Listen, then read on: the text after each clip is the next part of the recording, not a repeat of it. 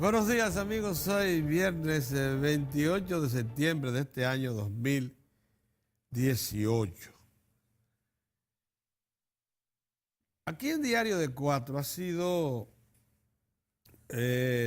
permanente la expresión de que un día vamos a amanecer dándonos cuenta que la economía, la sociedad en su conjunto, las instituciones, incluso las instituciones políticas, eh, habrán dado un salto adelante tan sorpresivo que nos equiparará a sociedades que están en la antesala de declarar la victoria contra el atraso. El año 2019 va a ser emblemático para todos los dominicanos. Se lo adelantamos, ¿eh? Se lo adelantamos. Entre otras razones, porque se han ido acumulando calidades que no son únicamente de este gobierno, aunque muchos de los miembros del gobierno pretenden alzarse con todos los méritos. Es el fruto de varias administraciones del PLD. Esta ha sido más consistente, más firme, más decidida, y por eso están a la puerta de madurar muchas de las acciones públicas que se vinieron implementando lenta, pero firmemente desde el 1996 a la fecha, exceptuando el interregno ese de los 4 años del 2000 al 2004, donde que, por cierto, buena parte de las reformas que estaban en proceso, vale decir, la creación del Sistema Nacional de Seguridad Social, la reforma en su sector eléctrico, la reforma y modernización del Estado, todo eso no pudo deshacerse con todas las gallolocuras del 2000 al 2004. Eso se hizo, eso se definió, quedó bastante definido. Y ya ustedes saben lo que pasó a partir del 2000, del 16 de agosto de 2004 hasta la fecha. A mí siempre me ha llamado la atención, y ustedes son testigos, cuando referimos que el presidente Danilo Medina, cuando presentó su propuesta de poder para el 2012, dijo que estaba seguro que al concluir su gobierno iba a dejar de tal manera enraizadas una serie de acciones y reformas que no podrían ser regresadas aunque se lo propusieran sus sucesores. Pero, lógicamente, porque estaba seguro de que estaba plantando en terreno que ya estaba fertilizado. Bueno, así son las cosas.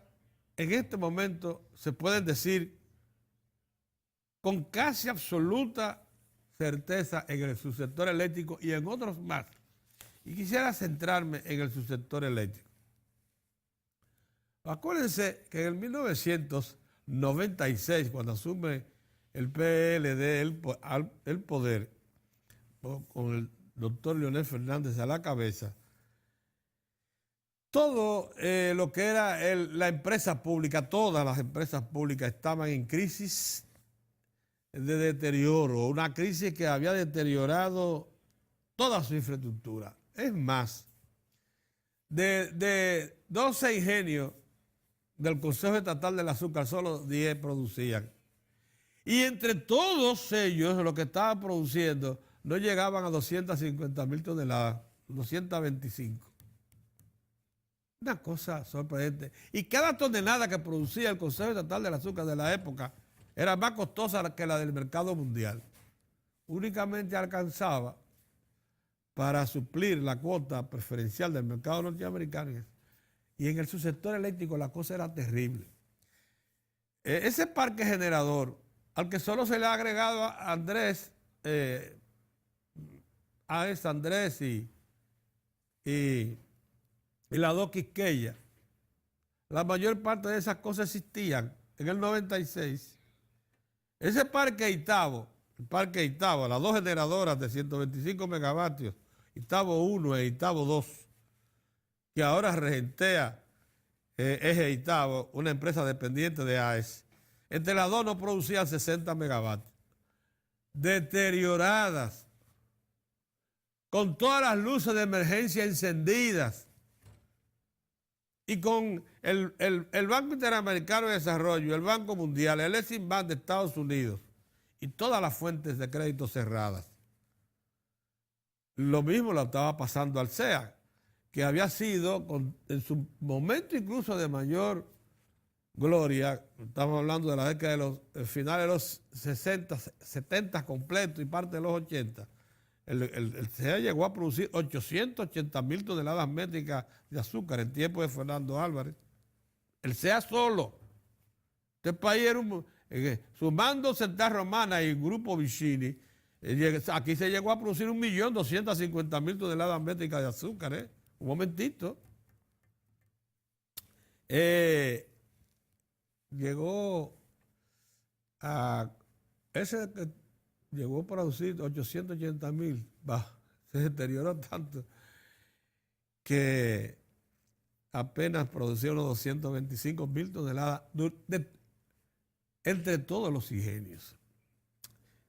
Verdadero desastre con los sistemas ferroviarios destartalados, las vías abandonadas, las variedades de caña, todas derruidas, se producían muy poco, con poca atención a los terrenos, no había dinero, pues, pero era también porque tenían las fuentes de financiamiento cerradas. Y como les digo, en los tiempos de bonanza, Banco Mundial, ¿viste? Todas las fuentes de financiamiento estaban disponibles, las fuentes comerciales, todas. Porque la República Dominicana se había resistido en tiempos de Balaguer y en tiempos del PRD, hay que decirlo, a participar de la ola neoliberal que venía de Washington y se le había impuesto a toda América Latina, que pregonaba, que obligaba a que el Estado se desprendiera de todas las propiedades públicas, incluyendo los acueductos, o sea, los servicios, todos, como pasó en Argentina y en Chile. Yo no sé cómo no pidieron también que se privatizara la salud. Pero el neoliberalismo planteó eso. Bueno, Balaguer se resistió, el PRD también, y cuando ya toma el poder el PLD con estas dos instituciones hincadas ya, hincadas, doblegadas, CORDE doblegada, el CEA doblegado, la Corporación Dominicana de Electricidad doblegada, hincadas, pidiendo por favor que se le preservara, todas reducidas significativamente, todas perdían, en CORDE todas perdían. Ese molino dominicano que le entrega 200 millones y más de beneficio al Estado por año, que ahora está semi-privatizada, esa había que subsidiarla. Molinos dominicanos, había que subsidiarla. Todas estaban quebradas. Te oye la gente hablando ahora de que Leonel entregó y que el PLD lo entregó todo. Eso no es verdad, es que no producían. Es que una libra de azúcar, producirla en el CEA, costaba 20 y 22 centavos de dólar. Esa es la verdad. Más de 2 veces lo que costaba comprarla en el mercado mundial. Usted no hacía nada con tener esos ingenios cerrados, abiertos, produciendo, era un desastre. Y todavía lo es. Hay quienes dicen, sabiendo que están manipulando la verdad, que todavía se puede recomponer el CEA. Eso no es verdad. Esa tradición de servicio, esos administradores, esa entrega que tenía todo el personal que trabajaba en ingenio, eso se perdió. Esa vocación se perdió. Y esos dineros que está metiendo el Estado en el ingenio por venir allá, eso va a un pozo sin fondo. Más vale promover que las empresas que ya están operando, Central Romana, Grupo Vicini, operen esos ingenios, que es lo que debiera hacer el Estado, que seguir persistiendo en eso, o dejar que se la vayan quitando como se la están cogiendo militares, políticos, y todo tipo de personas influyentes en el Estado, o sea, cada vez más sustrayendo tierra del CEA y eliminando la posibilidad de que esas tierras vuelvan a ser productivas, azucareras. Es más, las 300.000 que le cedieron en alquiler, en arrendamiento al grupo Vicini, están produciendo más caña que toda la caña que pudiera estar promoviendo en este momento el sector del Consejo Estatal del Azúcar, que vive diciendo que está activando. Eso es lo que está perdiendo dinero, pero bueno, ese no es el problema.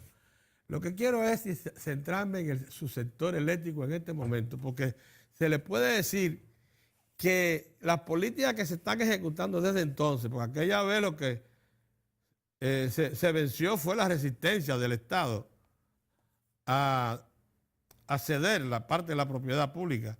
Los dominicanos, la fórmula que encontramos, como ni el PLD estaba de acuerdo con ceder totalmente la propiedad pública, ni mucho menos los servicios básicos del país, ni el PRD tampoco, que eran la oposición fuerte en 1996, lo que se acordó fue una capitalización, cederle 50% a las empresas, al sector privado, cederle la capacidad operativa y administradora de esas empresas públicas y dejar al Estado con una representación mínima en los consejos de administración, sin ninguna autoridad, un vocal que no tiene papel alguno, que es lo que ha pasado con las empresas eléctricas del Estado. En el caso de los ingenios del Estado, como eso no era recomendable, lo que se decidió fue arrendar la propiedad completa, factoría y tierra de cultivo, lo mismo que el sistema de transporte ferroviario. Arrendarlo, que resultó un fiasco porque se buscó unos socios mexicanos que lo que vinieron fue a depredar los ingenios del Estado. Tanto que hasta molinos completos de ingenios fueron a parar a Centroamérica. O sea, esa historia, eso es terrible, pero bien.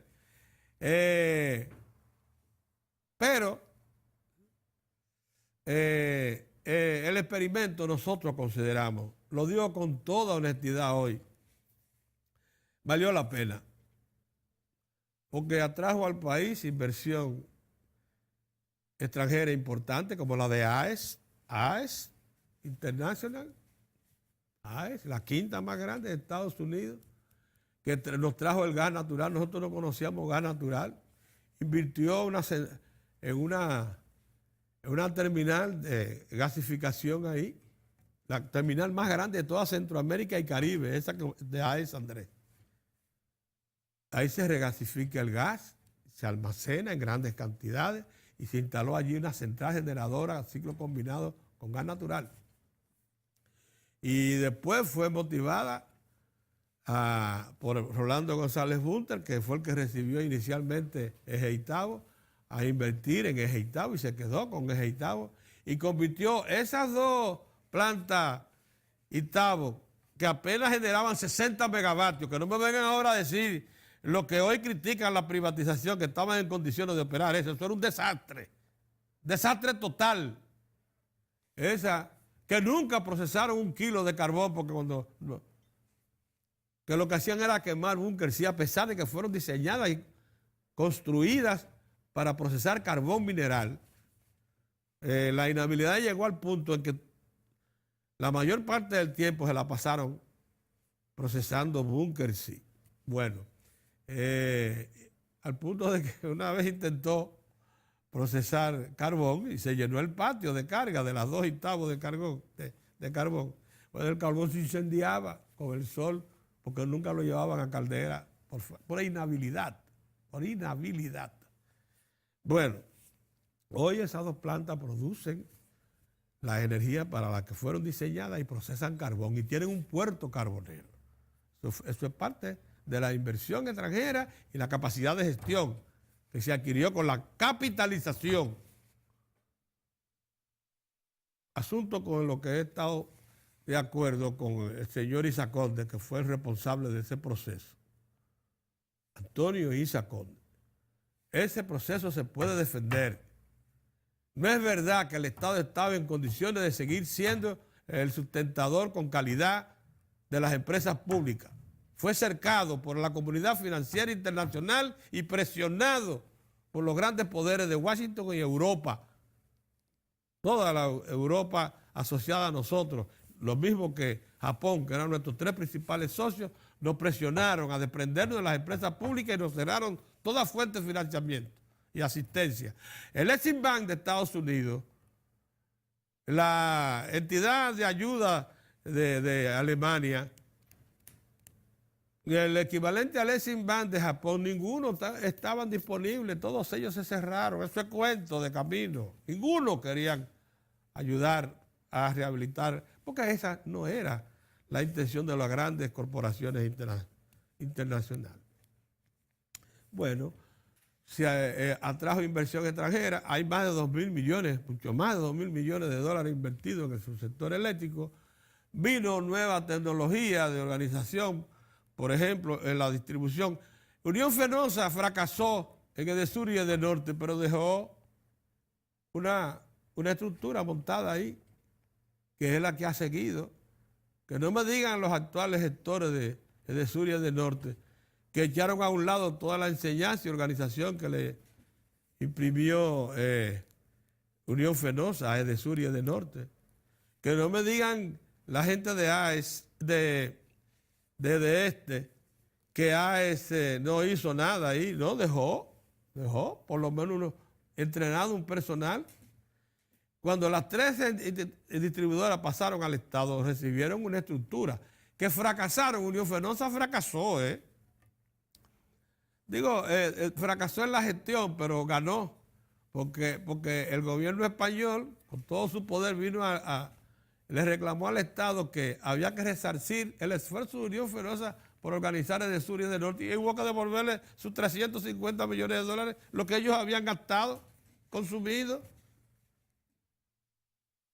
Y lo que hizo AES, ya ustedes saben. AES tuvo el tupé de vender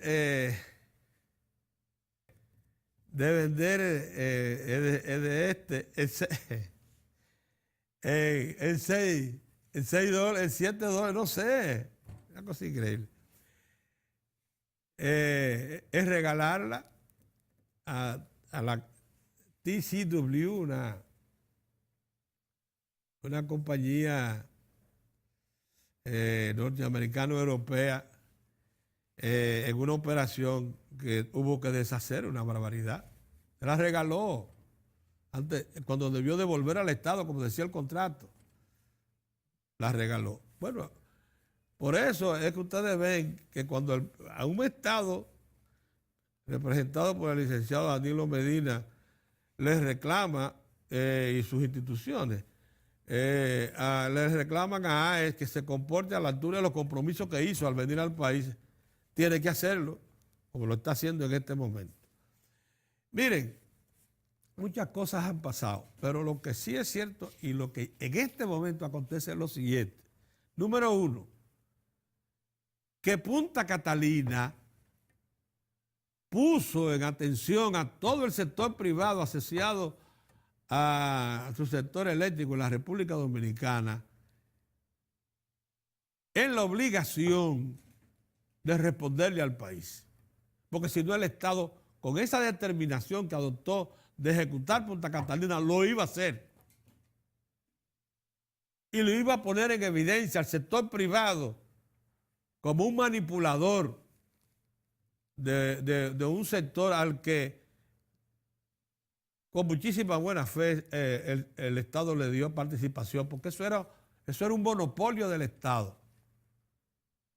Y con la ley de electricidad de 1997 se convirtió en ese monopolio en una empresa abierta al sector privado, confiado como estaba el Estado en que el sector privado iba a resolver el problema, iba a traer suficiente capital, capacidad de gerencia, operación eficiente para resolver la crisis. Y la crisis desde entonces lo que ha hecho es mantenerse incólume, una crisis que ya lleva más de 50 años. Bueno, pues esa crisis ya hay luz en el túnel, a partir de Punta Catalina, está en vía de solución. a pesar de lo que se produjo los otros días, el famoso rayo o descarga eléctrica que cayó en AES Andrés y que inutilizó por un momento, por días, toda la central de 320 megavatios, que es la base de generación que había comprometido AES suplir a las 3 sedes. Ustedes saben que AES fue que ganó el concurso que desde enero está en ejecución para suplir al Estado 950 megavatios a 8 centavos del kilovatio hora. Energía que el Estado, en el precio, promediando el precio más bajo que se la compraba a 12.5. El Estado en este momento la tiene a 8 centavos, pero esos 950 sufrieron un golpe cuando salieron 320 de un tirón por efecto de la crisis. Bueno, el proceso ahora, sin embargo, se está arreglando sobre la marcha. El Estado le planteó severamente a AES que tenía que responder a su compromiso contractual de suplir esos 950 megavatios que garantizó, lo haría por 3 o 5 años fijo el precio. Y los ejecutivos de AES han respondido positivamente. Hicieron todos los preparativos, los arreglos y pusieron sus plantas de turbogás de Andrés a operar, aunque ya está inhabilitado por un tiempo el ciclo combinado, que fue donde cayó la descarga eléctrica, y ya desde el martes en la noche está entregando 110 megavatios. Pero el compromiso ha sido tan seriamente confrontado por AES que alquiló energía de la región, lo que llaman energía rodante, para que en los próximos días, primera quincena de octubre, se agreguen otros 120 megavatios más, también alimentados con gas natural. Mientras tanto, se aceleran los trabajos de reparación y habilitación del ciclo combinado que AES le prometió al presidente, sus principales ejecutivos, reunidos con el presidente en Nueva York y parte de su gabinete, que estará ya completo en febrero. Pero lo más importante, como la famosa descarga eléctrica que se entró en la planta de AES Andrés, allá en Boca Chica, sacó de circulación 300 megavatios. Coincidió con el proyecto de habilitación de los generadores privados que están ubicados en otras latitudes, caso Eje Jaina, con su planta de Barahona 1 de carbón, que la había sacado para hacerle una ampliación, una potenciación, incrementarle en 7 megavatios su capacidad de producción. La propia AES tenía proyectado sacar a la Dominican Power Partner, iniciar un proceso de mantenimiento para esta fecha. De la misma forma, el grupo Coyentri, 300 megavatios, pretendía también entrar en mantenimiento. Todos ellos le iban a restar 650 megavatios al sistema de aquí a diciembre, lo que iba a provocar sin duda alguna muchos problemas. El gobierno les dijo a todos que pospusieran esos planes y que por el momento se mantengan en línea en lo que entra Punta Catalina, que el gobierno tenía garantía de que Punta Catalina iba a entrar porque ya el consorcio constructor se lo había prometido, garantizado. Entonces, ante esa situación, por eso que les digo que Punta Catalina es el parteaguas, los demás tuvieron que acceder. ¿Y qué está planteado a partir de ahí?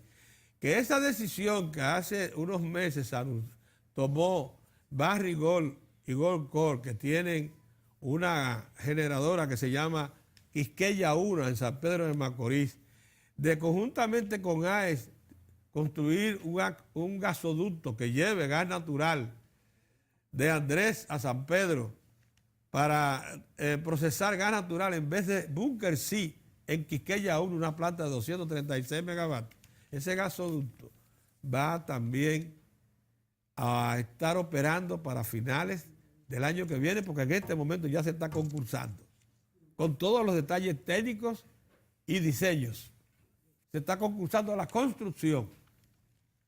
Y la construcción de ese gasoducto va a permitirle al país, en ese momento, tener combustible, gas natural, para suplantar 950 megavatios que ahora procesan Bunker C y gasoil por gas natural en San Pedro de Macorís. Eso es de una importancia extraordinaria. Lo que eso significa es que tal como se lo había propuesto el gobierno y está consignado en el pacto eléctrico que está pendiente de firma nada más, la tarifa técnica, que es la que va a establecer ya un orden definitivo para el subsector eléctrico, proyectada para finales del año que viene, del 2019, va a ser posible con esta situación. Porque si usted mete Punta Catalina y agrega 950 megavatios a gas natural y lo libera de derivados de petróleo, lo que es la tarifa técnica podrá entonces materializar. Y eso sí es verdad que es un salto adelante, porque además de ponerle precio a la energía y terminar con este vaivén de fijar el precio de la energía. Aquí la Superintendencia de Electricidad es mensual que revise el precio, atendiendo a los informes que le dan las generadoras privadas. ¿Y saben ustedes por qué? Porque esa superintendencia se ha inhabilitado de tal manera que es la única función que cumple, a pesar de que la ley le asigna la tarea de ser supervisora técnica de todo el subsector eléctrico. Supervisora técnica. O sea, con un equipo de técnicos, ingenieros de todo nivel, que estén yendo a cada planta a ver si tiene la característica de diseño y capacidad de entrega de energía contratada. Y si hay porque es un servicio público.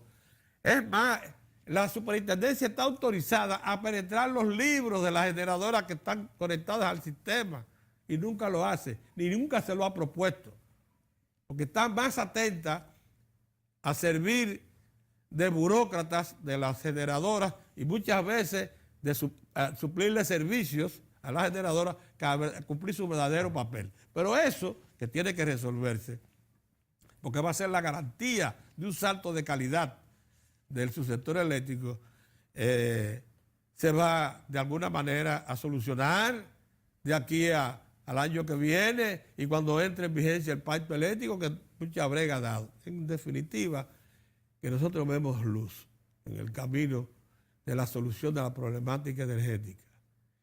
Y yo no quiero pasar a los otros sectores porque me tomaría mucho tiempo más, y aquí está con nosotros don Orión Mejía, que es lo que hoy estamos disponibles de Diario de 4, para tratar otros temas, pero yo les puedo garantizar que en los otros servicios públicos el gobierno ha ido creando las condiciones y el Partido de la Liberación Dominicana en sus distintas administraciones ha ido creando las condiciones para dar saltos de calidad extraordinarios.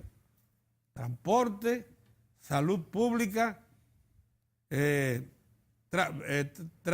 tratamiento y disposición final de la basura, y verán que el año 2019 en cada uno de esos planos y otros más va a dar respuestas positivas y de cambios institucionales extraordinarios que nos sorprenderán a todos, porque tanto ha sido la desinformación que se ha vertido en los últimos años sobre la opinión pública en la República Dominicana que la gente cree que no se estaba haciendo nada. Bueno, pues van a ser sorprendidos, como está pasando en este momento con el subsector eléctrico, porque pocos creyeron que Punta Catalina iba en serio.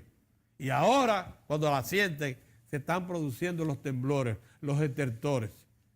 Y van a ver los efectos que eso va a tener. Buenos días, don. Buenos días, buenos días. Saludos, amigos, saludos. Gracias por estar con nosotros. Pedro y yo estamos en este viernes en Diario de 4. Miren, señores, como Pedro ha tratado un tema de gran importancia para el país, como es el referido al sector eléctrico, me toca a mí hacer algunas reflexiones hoy viernes. Primero con un acontecimiento que apenas, un suceso, un acontecimiento, una situación que apenas lleva 24 horas de haberse destapado a nivel del Estado, de los Estados Unidos, que ha sido la nominación del juez Brett Kavanaugh a la Corte Suprema de los Estados Unidos, que fue acusado por una profesional también, la doctora Christine Blasey Ford, de haber intentado, de una agresión sexual en una habitación universitaria hace 36 años. ¿O tenían 15 cada uno? Cuando ambos eran adolescentes. Eso ha producido un tremendo escándalo en los Estados Unidos, al punto que una comisión especial del Senado estadounidense pues invitó a los dos a que a la doctora Ford a que pusiera la situación de su denuncia y al juez Kavanaugh para que replicara y se defendiera. Es un tema de orden político, fundamentalmente, pero sin embargo la sociedad de los Estados Unidos, y es donde yo quisiera llamar la atención, es una sociedad que guarda la apariencia, no permite que los protocolos éticos y morales sean vulnerados impunemente, no lo acepta, se vulneran, pero se guardan las apariencias. Una sociedad que tiene una asociación del rifle que justifica que los muchachos anden con ametralladoras y fusiles de guerra, pero que al mismo tiempo al ícono de los Estados Unidos, Bill Cosby, lo condena a entre 3 a 10 años de prisión a los 81 años de edad, y un juez lo define como un depredador violento, y le ordena que sea atendido por un psicólogo por el resto de su vida. Le niega la libertad condicional en el tribunal al considerarlo un tipo violento desde el punto de vista de depredador sexual.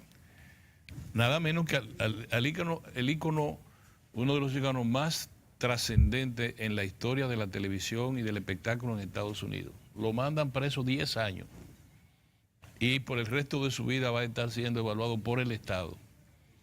Y no va a poder, y este juez, que es nominado por el presidente Donald Trump a la Corte Suprema de los Estados Unidos, lo que él se queja en audiencia es que no va a poder jamás entrenar a niños en lo que a él le gusta, en baloncesto, y que no va a poder jamás impartir clases en las universidades de Estados Unidos, clases de derecho.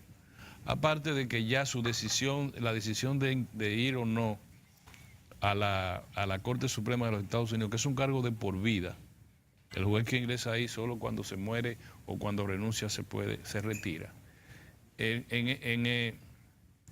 Esa decisión es de orden político y va a depender mucho de si los demócratas en los Estados Unidos logran que se posponga para después de noviembre, en la posibilidad de que en las elecciones congresuales de Estados Unidos logren algún tipo de mayoría que pueda impedir su ingreso a la Corte Suprema. Porque es evidente que ahí se está reflejando la lucha entre demócratas y republicanos.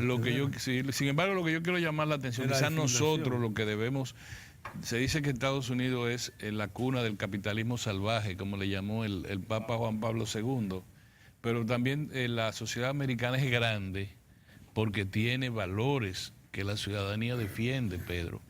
Aquí en la República Dominicana estamos comenzando a ver algunos destellos de la participación de la colectividad en asuntos éticos, en asuntos de orden moral. Y como se dio ahora con la Liga Dominicana de Béisbol, no vamos nosotros porque no somos jueces para involucrarnos en los juicios de valor, sino en el efecto que tiene la colectividad sobre la toma de una decisión de una institución que sea de orden público, como en el caso de la Liga de Béisbol, que no es una institución privada per se, es una institución que juega, que está en la línea de las instituciones de orden público o de interés social. Entonces, yo señalo esto porque en el 1991 en Estados Unidos se dio un suceso similar. El juez Thomas, el juez negro nominado por el presidente George Bush a la Corte Suprema, fue también acusado de agresión sexual por una profesional también que en su tiempo cuando ella era empleada de la Corte, de una de las Cortes de Estados Unidos, que la manoseó. Le puso la mano por los traseros, sí. Sí, pues el Congreso lo logró, es juez de la Corte Suprema, pero está estigmatizado por todo el resto de su existencia. Y la sociedad le llamó la atención en eso. Es decir, el funcionario público tiene que saber que no, ya jamás en la vida, en este tiempo el funcionario público no puede justificar nada que la sociedad entienda que está mal. No puede decir, yo lo hice y ya, y se acabó. No, ya eso se acabó, Pedro. Y la nueva camada, la nueva generación de ciudadanos que quieran ingresar en la administración pública y lo que están actualmente, deben adquirir conciencia de eso, para que no pongan en riesgo a su familia. Porque a nosotros, a Héctor, a ti, a mí, nuestros padres y abuelos nos decían que el ladrón sale a robar, sale a matar o a que lo maten. Y que el ladrón está hasta un día, que lo agarren. El suceso de hoy decía, pero un día, pasaron las semanas, los meses, los años, pero un día, es un día que agarran a uno, es un día. Y te pasa todo el tiempo en el boato y tú crees que nadie te está mirando, pero un día es que te echan el guante. Entonces, es bueno hoy reflexionar a todo el que tenga una función pública, a todo el que tenga una función pública, decirle, mírense en esos espejos. En Estados Unidos son súper sensibles con temas desde el maltrato a los animales, desde el maltrato, alguien que te vea maltratando a un animal. ¿Tú no te acuerdas de un candidato a la presidencia que sentó a una muchacha en un yate en su pierna? Era el candidato que iba a ganar, creo que era un demócrata, y tuvo que dejar la candidatura. Entonces aquí no podemos decir que fulanito está en tal sitio, que hizo un lío, que fulanito está enseñando, como al efecto ocurría no hace mucho tiempo, enseñando mujeres diferentes en la vía pública. Sí. Los funcionarios públicos deben cuidarse, deben cuidarse. Esta es una reflexión del viernes, no estamos llamando la atención. Vean lo de la Liga Dominicana de Béisbol como un destello hacia dónde va la sociedad. Y no, este equipo no enjuicia. Comiencen a valorar lo que son los... Este equipo no enjuicia las razones. El doctor Mato Berrido declinó digamos el honor que le conferían al dedicarle el torneo de béisbol profesional, y se lo han dedicado con mucha, me parece a mí, con mucha justicia a Vladimir Guerrero y sentido de oportunidad. Vladimir Guerrero ya se retiró del béisbol y es un hombre sin mácula en el deporte y en la vida social. Así como tampoco pasamos balance al comportamiento público del señor Pablo Rosa, no. Sino que simplemente dejamos eso a los efectos, a los tribunales. Exactamente. Así es. Aquí en Diario de Cuatro nosotros siempre hemos defendido el debido proceso de ley. Sí. Aquí nunca ha habido... Nosotros lo que analizamos es la actitud, el comportamiento de la sociedad, hacia dónde marchan los acontecimientos, para que la gente sepa. Por ejemplo, ahora en el plano económico, a nosotros nos gusta, tú señalaste, Pedro, sin darte cuenta quizás, describirte cómo se estaba produciendo una gran intentona para desestabilizar el orden económico y posiblemente el orden social de la República Dominicana en el momento en que la sociedad dominicana más lo necesita, que es a final de año. Sí. Cuando tú señalaste que una empresa generadora tenía programado mantenimiento, de sacar en total 600 megavatios, tú tienes que entender que lo que nos íbamos a comer los unos con los otros en Nochebuena y en Navidad. Pero tú también tienes que entender que eso tiene el propósito que es consuetudinario de obligar al gobierno a buscar entre 300 a 500 millones de dólares a fin de año adicional, con lo cual en momentos cuando teníamos más dificultades de ingresos de moneda fuerte, producía un efecto negativo sobre el ámbito cambiario y el resto de la economía, y terminaba el gobierno amarrado. Y en enero aquí venía una situación. Entonces, yo llamo la atención de que el sector empresarial, que ahora mismo en todo el mundo, y a propósito que participé en ese programa que te dije en la universidad de ayer, en todo el mundo hay un enjuague bucal y un bañarse con cloro de todo el sector corporativo en las grandes naciones del mundo. No hay forma de que tú puedas invertir en Suiza, Bélgica, Finlandia, España, cualquiera, Francia, Italia, con criterios mafiosos, ni en Estados Unidos mucho menos. Claro. El ordenamiento jurídico corporativo está marcando la idea de que la ética, la moral, la transparencia, la eficiencia, y muy lejos de todo este tipo de estafa. Comenzó eso, porque la gente no se da cuenta cuándo comienza esa historia. Comenzó con Enron, ¿te acuerdas? La empresa que estafó con todo su directorio, sabiendo lo que estaban haciendo. Bebían, estaban en los mejores orgorios sus CEO y los miembros de su directorio, sabiendo que estaban haciendo todos militares de guerra premiados en Vietnam y eso. Y eran los cerebros oficiales de alto rango. Desde eso que puso patas arriba en la economía de los Estados Unidos al principio, la Enron, que fue la primera empresa que por ley, empresa eléctrica, que por ley se le permitió jugar, ¿cómo se llama? Apostar a los precios del petróleo en los mercados bursátiles, y que hizo un lío grandísimo, que compró una ley del Congreso de los Estados Unidos. A partir de ahí, CEO como la de la Pepsi Cola le han llamado la atención de todo su programa, porque el refresco tiene que mejorar, qué sé yo. Le están diciendo, él le están diciendo, ustedes no van a envenenar al país, por ejemplo. Entonces, acuérdate que la Pepsi Cola tuvo que comprar empresas relacionadas con alimentos sanos. Y la Coca-Cola tuvo que poner otro producto. Mire, este producto no tiene eso. Y McDonald's, Pedro, ha tenido que ahora quitarle todos los aditamentos esos venenosos que tenían la carne, la cosa cuánto. Colorada. Ya todo eso lo están anunciando quitarlo. ¿Por qué eso? Porque hay una corriente fuerte de decirle al ámbito corporativo, no, ustedes no pueden ganar dinero matando gente. Ustedes no pueden estafar a los ciudadanos. Ustedes tienen que proteger a los inversionistas en los mercados bursátiles. Ustedes tienen que actuar transparentemente. La ley, y si no van presos. Como muchos de esos CEO de los Estados Unidos y de Europa están en la cárcel, Pedro. Entonces, todo lo que le estamos diciendo es porque la gente cree que va a ir al gobierno a robar. En la mayoría de los que están en campaña electoral, no a robar, sino a decir, yo voy a estar bien cuando gane mi candidato, porque mi candidato me va a poner bien.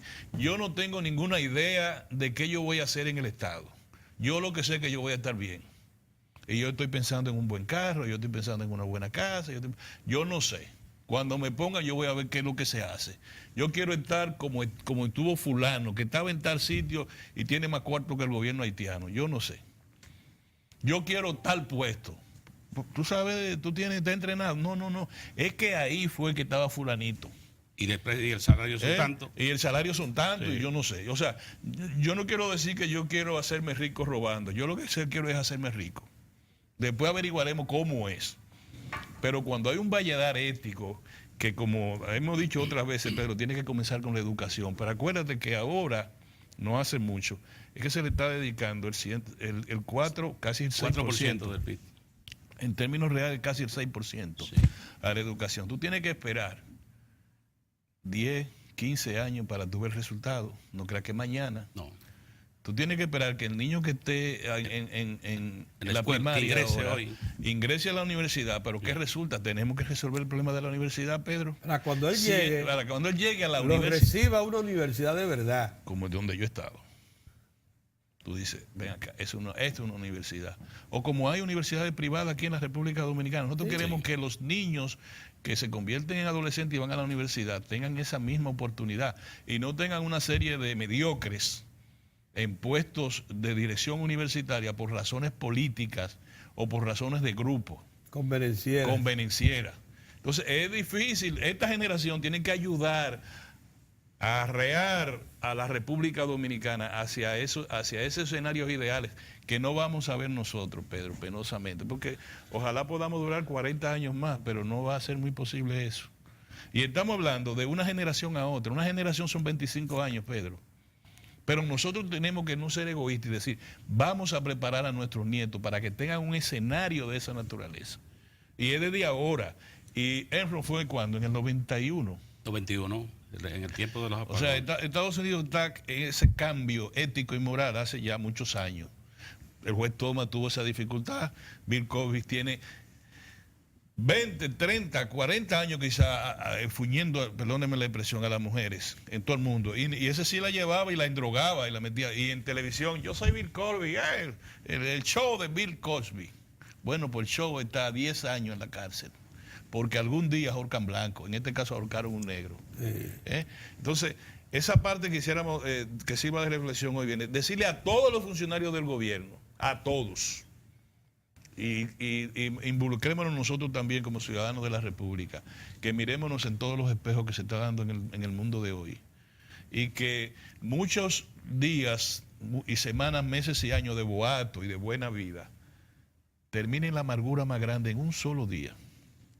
Como que te recogen toda la amargura y cuando tú te ves ante un juez que con evidencia suficiente para mandarte varios años a la cárcel y la estigmatización de que tú eres una persona antisocial y fuera de todo tipo de cordura ética.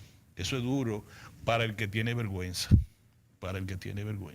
El que tiene una vocación delincuencial, pues aflora siempre su vocación. La última reflexión que quiero señalarles respecto a la economía, lo que dijo Pedro.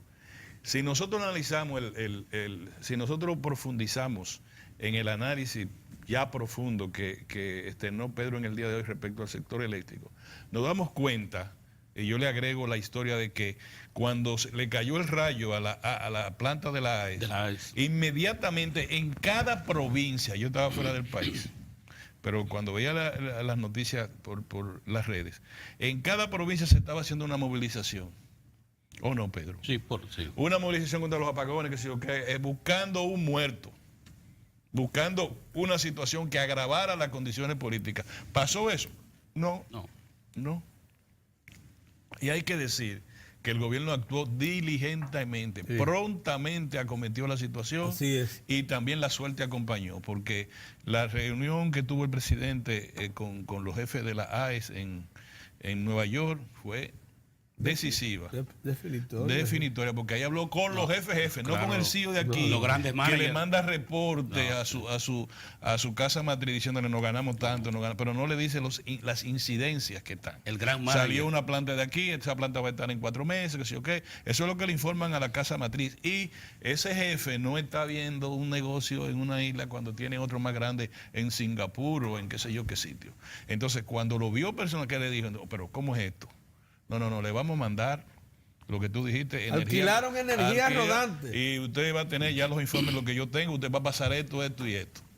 Y la situación, el ministro de la presidencia informa que el mes que viene van a estar los primeros las 40, unidades de reemplazo, 40 megavatios. Lo que pasa es que está previsto que en una primera fase, ya en prueba,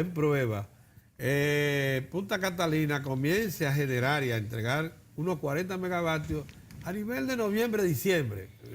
Pero que ella comenzará en línea ya oficialmente en febrero con 300 megavatios. Más de 300 megavatios. Entonces, vamos por buen camino. Yo le pongo un ejemplo al sector empresarial, porque el sector político... Pero la primera de las 2 unidades, acuérdate. Sí, sí, claro. Después viene la segunda, con otros 300. Yo le quiero decir al sector empresarial, Pedro, finalmente, a ese sector empresarial que a veces es calenturiento y cree que sus negocios están vinculados, vinculan tanto su negocio a la política y no lo vinculan a lo que debe ser, a una competencia, y no le reclaman al Estado y al gobierno, nada más que le dé igualdad de competitividad y que todos sus adversarios en el mercado, no, que quiere siempre estar en la cima de su negocio sobre la base de actividades ilícitas, o, ¿cómo es que le llama la ley? Prácticas desleales de comercio empresarial y de comercio. Yo le quiero llamar la atención sobre lo siguiente. Si quieren alborotar las avispas a través de medidas como esa que hizo el sector eléctrico, puede ser otra vinculada con los combustibles, como se quiso hacer ahora, puede ser en cualquiera, la pradera se puede encender por cualquier lado, ¿eh? Bueno, si ustedes quieren encender la pradera, yo le llamo la atención de lo que está ocurriendo en Argentina. En Argentina, la pobreza, y yo quiero que ustedes busquen al señor Google y busquen pobreza en Argentina, y se van a dar cuenta que ahora mismo está en un 27%, pero que todavía no se ha debatido el tercer trimestre, el último trimestre de este año, y ya se prevé que la pobreza en Argentina, pobreza, gente que no encuentran qué comer cada día, de nuevo retornan abajo al 33%. Sí. Y ni todos los dineros del Fondo Monetario Internacional les resuelven la crisis económica de Argentina ni en este año ni en el que viene. ¿Está entendiendo? Tiene una huelga general, están perdiendo todo, es una situación difícil. ¿Quiénes pierden ahí también? El empresariado. El empresariado está bajando sus ganancias y su situación se le torna difícil y está saliendo los capitales de Argentina. ¿Por qué? Bueno, porque se decidió un gobierno un tanto populista, como el de la señora Kirchner, se le puso como receta, una receta áspera, neoliberal, apoyada por un sector empresarial que jugó a la política. Los programas sociales se van a pique. Así fue. Termino mi comentario diciendo que nosotros en la República Dominicana lo que estamos haciendo es incrementando la previsión de crecimiento de la economía. Exacto. O sea, oficialmente el gobierno dominicano, sus autoridades monetarias señalan, prevén que la economía dominicana va a crecer en el rango superior al 6%. O rondando, ese 6%. Sí. Rango del 6%, rango superior. Por encima del potencial que es 5.5. Vamos a decirlo. La economía dominicana va a crecer por rango superior a su potencial. ¿Es correcto? Que es 5.5. Si es 5.5, estaremos rondando el 6%. Sí, así es. Entonces, si las previsiones son al alza, sí, a pesar de que el petróleo hoy amaneció otra vez a $72 el barril, y que la situación con la denuncia de Israel de que Irán tenía una plataforma atómica nuclear secreta, lo dijo en las Naciones Unidas, de que Trump está reclamando de la OPEP que baje y la OPEP no le baja no incrementa la producción de petróleo, y de que tenemos problemas China, Estados Unidos en el orden comercial, Rusia, Estados Unidos en el orden político. Cuando uno ve ese ambiente y uno dice, este paisito que depende de todo el mundo, que no produce ninguna materia, ¿cómo ustedes le llaman? Prima básica. Materia prima básica, tiene los nombres, la materia prima básica, commodities, que conmocione al mundo. Argentina tiene commodities que puede conmocionar al mundo. Brasil tiene commodities. Y mira cómo están sumidos en crisis política. Venezuela tiene la tercera mayor reserva petrolera del mundo, y mira cómo está Venezuela. Nosotros no tenemos nada, lo que tenemos es suerte, lo que tenemos es mar, lo que tenemos es playa, lo que tenemos es alegría, lo que tenemos es merengue, lo que tenemos es aguardiente, y vamos a aumentar cigarro. Y cigarro. El líder en cigarro. Entonces, ¿por qué se quiere dañar eso? Nada más. Don Héctor. Sí, hoy, el viernes que dice don Pedro que hay licencia para reflexiones. Sí. Orión, don Pedro. ¿Qué pensaba? He pensado, yo lo que implica una visión de política y una visión de Estado. Sí. cuando llega a tener la administración del Estado. Esto que refiere Orión de Argentina, quiero traer, señores, inflación 27, ha subido a 27, la pobreza 27.3%. Así es. En el mejor de los escenarios señalan que la inflación podría subir este mes, o sea, terminar septiembre, 7%. Así es. O sea, sumarle a más de 30 al nivel de inflación en Argentina. Y esto lo veo como un contraste con lo que ha estado pasando en República Dominicana, don Pedro. Una muestra, la educación. Aquí comenzó el programa de, ustedes han visto los esfuerzos que se han hecho para modificar las condiciones de trabajo, el tratamiento a la educadora en República Dominicana. Esto se reflejó primero en las variaciones salariales. Ustedes recuerdan cómo se solucionó el problema del pago de los incentivos, que era una discusión. ¿Y qué ha pasado? República Dominicana se ha estado preparando para crear las condiciones que requiere la escuela para cambiar el perfil del estudiante dominicano. Que el niño que ingresa hoy, la niña que ingresa hoy, que en el momento que termine su bachillerato, esté en un escenario que le presente un horizonte que lo pueda ver con confianza con respecto a qué va a pasar después. Porque, por ejemplo, se está haciendo un esfuerzo para que los liceos secundarios tengan la característica de politécnicos. Se procura que el bachiller o la bachiller, cuando salga de esa etapa de la educación, tenga habilidades o preparación para insertarse en alguna actividad económica o alguna actividad reproductiva. En eso se ha estado trabajando. ¿Y cómo esto ha impactado en la población, don Pedro? Que se está produciendo un cambio de comportamiento con respecto a la carrera de educación. Señores, hace 10 años, hace 6 años, todavía aquí se estaban planteando cómo hacer atractiva la carrera de educación.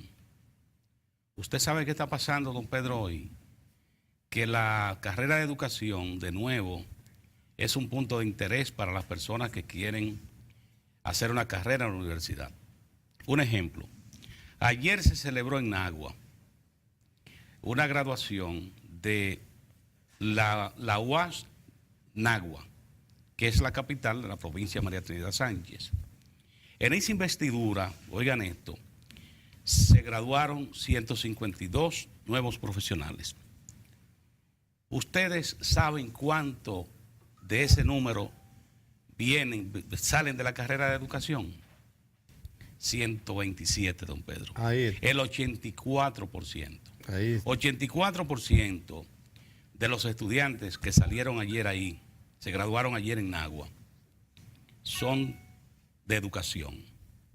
Y eso está ocurriendo por la inversión que se está haciendo en educación. Una inversión que a medida que pasa el tiempo, lo que nosotros vemos es que se fortalece.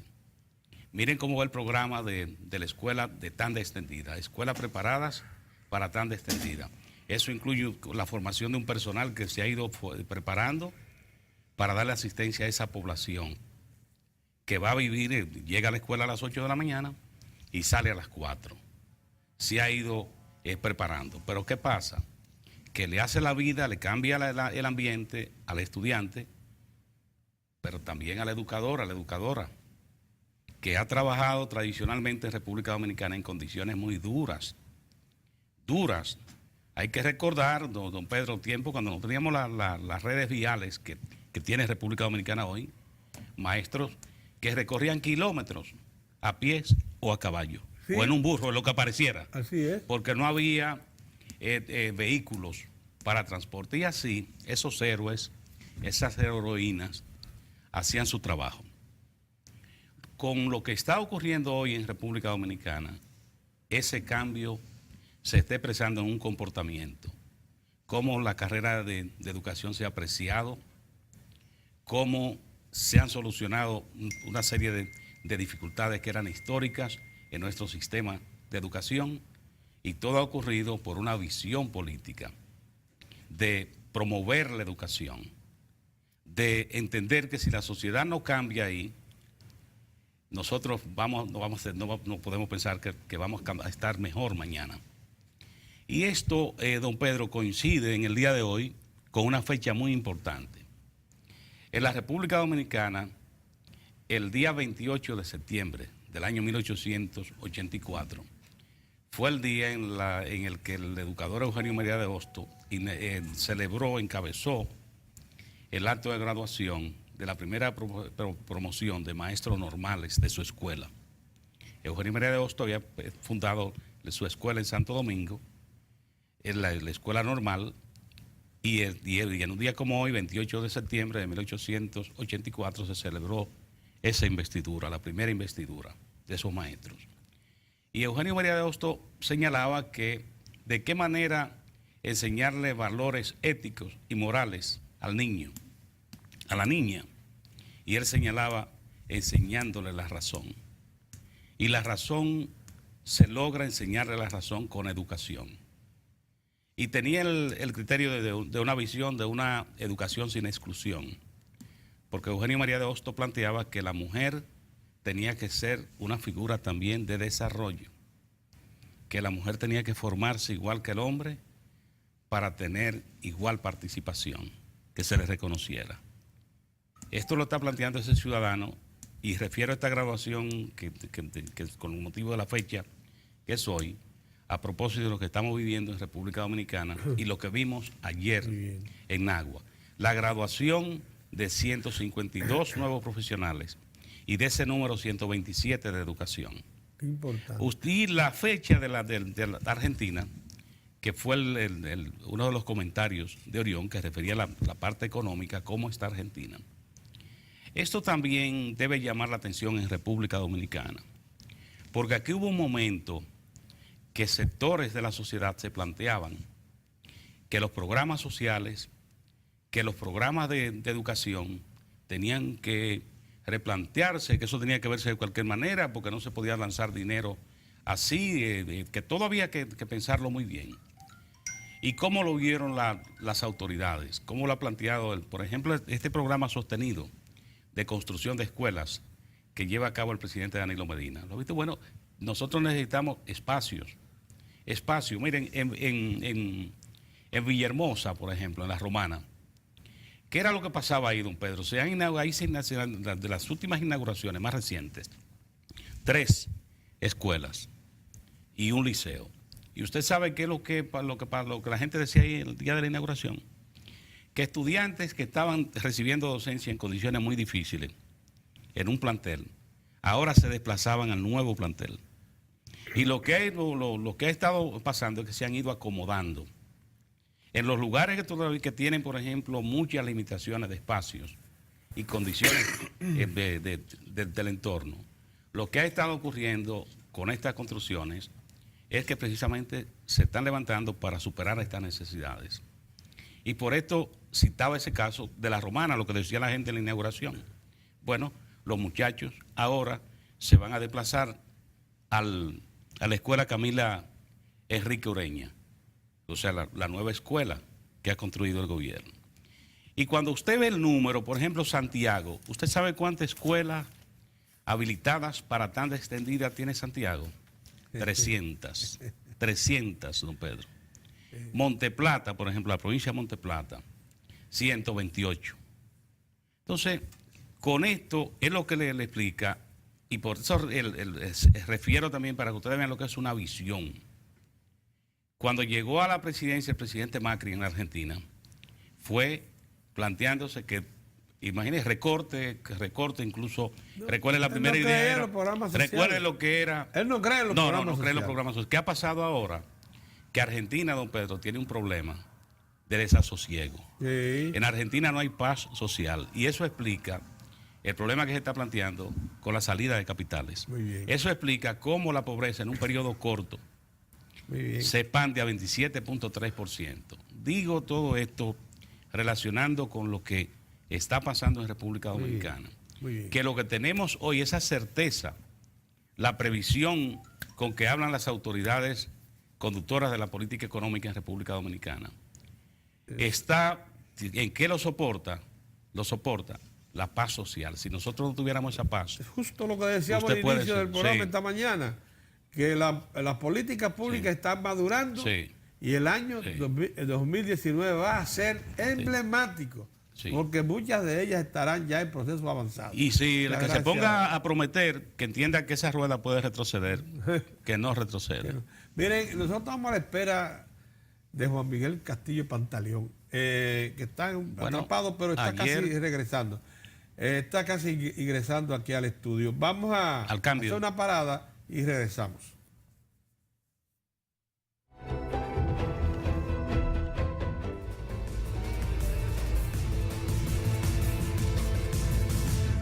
Gracias, muchas gracias por estar nuevamente con nosotros.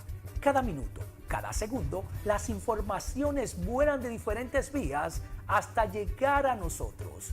Por eso, Diario de 4, interesado siempre en que todos ustedes estén bien enterados, te presentamos las noticias internacionales. Recep Tayyip Erdogan llega a Alemania en visita de Estado. El presidente turco apuesta por un reinicio de las deterioradas relaciones con Alemania y opta por una cooperación de igual a igual para responder a desafíos y amenazas comunes como el terrorismo o la cuestión migratoria. También proponen que ambos países cooperen hombro con hombro para hacer frente a conflictos comerciales destructivos. También propone que ambos países cooperen hombro con hombro para hacer frente a conflictos comerciales destructivos, en alusión a la política proteccionista de Estados Unidos. Por otra parte, el líder turco aseguró que su país lucha contra cualquier tipo de terrorismo y que espera que Alemania le apoye a combatir movimientos como el predicador Fethullah Gülen. Huelga de tripulantes para hoy de Ryanair. Alemania se une a los paros convocados en España, Italia, Bélgica, Holanda y Portugal. Unos 150 vuelos serán suspendidos por Ryanair, la aerolínea de bajo costo más grande de Europa. El personal de tripulación reivindica a la aerolínea que aplique la legislación laboral de cada país y no la irlandesa, ya que afecta el acceso a las prestaciones de la seguridad social local. La comisaria europea de empleo, Marianne Thyssen, ha pedido al consejero delegado de Ryanair, Michel Oliari, que aplique las normas europeas en materia de contratación y que pase rápidamente a hacer contratos locales. Según un comunicado de Ryanair, el 92% de los 2.400 vuelos programados para hoy no se verán afectados, mientras 30.000 viajeros permanecerán en tierra por los paros. Uber carga contra la nueva ley que prepara el gobierno de España. Cientos de conductores de vehículos de alquiler con conductor se han concentrado en el Paseo de la Castellana en Madrid para protestar contra el Real Decreto Ley que, previsiblemente, aprobará hoy el Ejecutivo de Pedro Sánchez para restringir las actividades de autos de plataformas como Uber o Cabify. Los representantes del colectivo de conductores interrumpieron el tráfico a partir de las 11 horas en la arteria principal de la capital. El Real Decreto pone en jaque un sector con licencias valorados en 875 millones de euros. Para Diario de 4 en las internacionales, Giovanni Ramírez. Ahora vamos a una pausa y luego continuamos con más de Diario de 4.